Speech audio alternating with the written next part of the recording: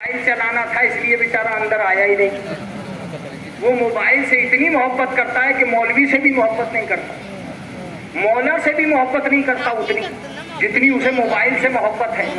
تو میں نے کہا میرے مولا اگر موبائل سے اتنی محبت ہے کہ یہ صرف موبائل چلانے کے چکر میں باہر کھڑا رہا, تو میں نے اندر والوں سے کہا تم موبائل کیوں نہیں چلا رہے ہو؟ کہا حسین کی مجلس میں ہم موبائل بھول جاتے ہیں. اس کا مطلب یہ کہ امام حسین اگر اپنے احاطے اختیار میں کسی کو لاتے ہیں تو وہ جدید طرز کی مشغولیت بھی بھول کے مجلس میں بیٹھتا ہے. کیا لفظ تھا یہ, جدید طرز کی مشغولیت کو بھول کر مجلس میں بیٹھتا ہے. اور امام حسین علیہ السلام کہتے ہیں یہ وہ جگہ ہے جہاں کسی طرح کی مصروفیت تمہارے ذہن میں آتی ہی نہیں ہے سوائے مولا کے. اس کا مطلب یہ ہے کہ اگر تمہیں واقعاً جنت جانا ہے تو تمہیں مجلس میں آنا پڑے گا تاکہ جنت جانے کے حالات بن جائیں.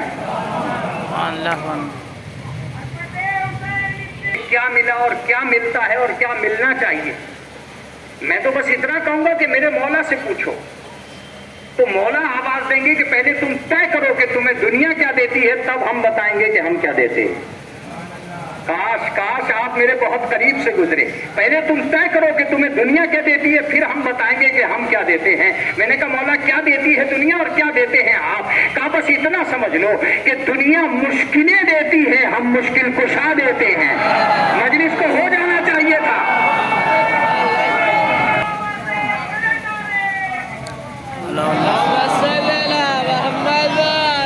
دنیا تمہیں مشکلیں دیتی ہے, ہم مشکل کشا دیتے ہیں. دوسرا لفظ باب الحوائج کے لیے سن کے جائیے گا اور دوسرا لفظ نہیں سنیے گا. مجلس کو مجلس بنا لیجیے گا.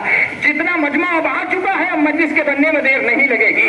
دوسرا لفظ سنیے, دنیا حاجتیں دیتی ہے, ہم حاجت روا دیتے ہیں. دنیا حاجتیں دیتی ہے, ہم حاجت روا دیتے ہیں. دنیا انسلام دیتی ہے, ہم امام دیتے ہیں. دنیا جو دیتی ہے تم سے چھین لیتی ہے, ہم جو دیتے ہیں کبھی نہیں چھینتے. اب تم یہ طے کرو کہ دنیا کا دیا ہوا کہاں تک دیا گیا اور ہمارا دیا ہوا کہاں تک گیا. کیا آپ جاگ رہے ہیں, بیدار ہیں؟ ٹھنڈی ہوا نے تو پریشان نہیں کیا؟ اگر نہیں کیا تو جملہ سنو, طے کرنا کہ مجلس کہاں تک گئی, دفتر کہاں تک گیا, دولت کہاں تک گئی, محبت کہاں تک گئی. دولت کہاں تک گئی, محبت کہاں تک گئی, طے کر کے چلنا. یہ ساری دنیا طے کرے گی کہ دولت کفن دے کے واپس آ گئی. آپ بیدار رہیں گے تب بات بنے گی. برادری مٹی دے کے واپس آ گئی, دوستی کاندا دے کے واپس آ گئی. ساری دنیا قبر کے باہر سے آ رہی تھی, علی قبر کے اندر آ رہے تھے. سبحان اللہ.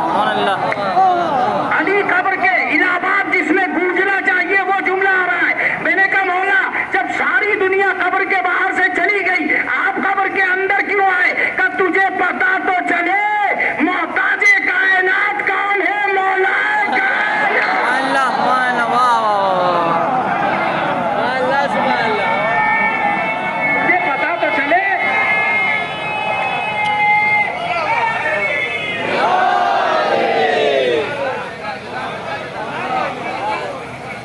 پتا تو چلنا چاہیے کہ محتاج کائنات کون ہے, مولا کائنات کون ہے.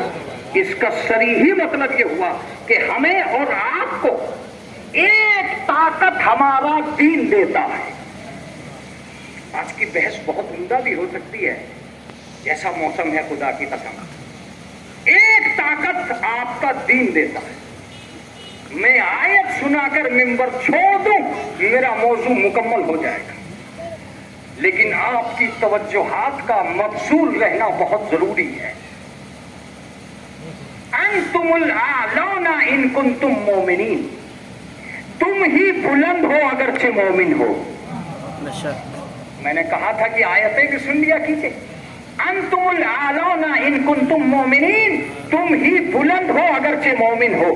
اس کا مطلب یہ ہے کہ سامان کی بلندی اور ہے, ایمان کی بلندی اور ہے. سمجھ میں آ گئی؟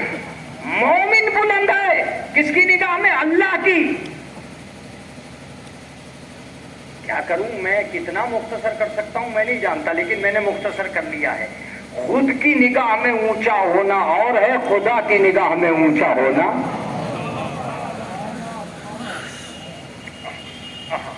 فضائل نکل تو نہیں سکتے، فضائل نکل تو نہیں سکتے، مگر نکالے جاتے ہیں، نکالے جاتے ہیں.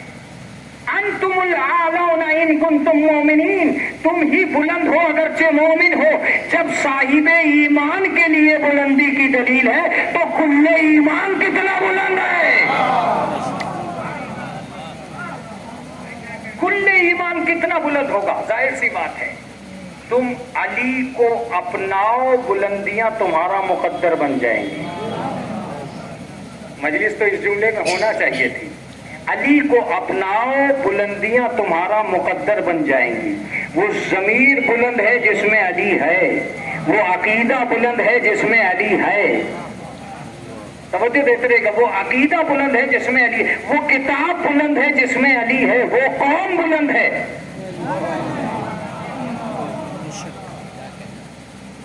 الہ آباد میں کوئی بہت ڈیٹیل کی بھی ضرورت نہیں ہوتی ہے، ہاتھ اٹھوانے کے لیے بہت چیخنے کی بھی ضرورت نہیں ہوتی ہے. جملہ سنیں، یہ صرف آل محمد ہیں جنہوں نے اپنی قوم کو نیچے بٹھا کر سب سے اونچا بنا دیا.